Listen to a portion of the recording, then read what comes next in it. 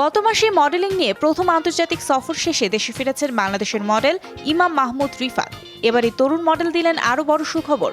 Mister universe 2024-এ বাংলাদেশের প্রতিনিধিত্ব করতে যাচ্ছেন তিনি। এবার মিস্টার ইউনিভার্সে আসর বসছে ভারতের লখনৌতে। আগস্টের 20 থেকে 25 তারিখ পর্যন্ত এই প্রতিযোগিতা চলবে বিশ্বের 20টি দেশের 20 জন প্রতিযোগীকে নিয়ে।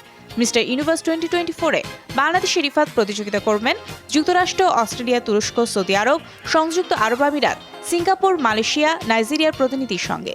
গত মাসে ভারতের সম্মানজনক মুম্বাই ফ্যাশন উইক এবং Lakme Academy Salt Lake presents Fashionova season 5-এ অংশগ্রহণ করেছেন রিফাত।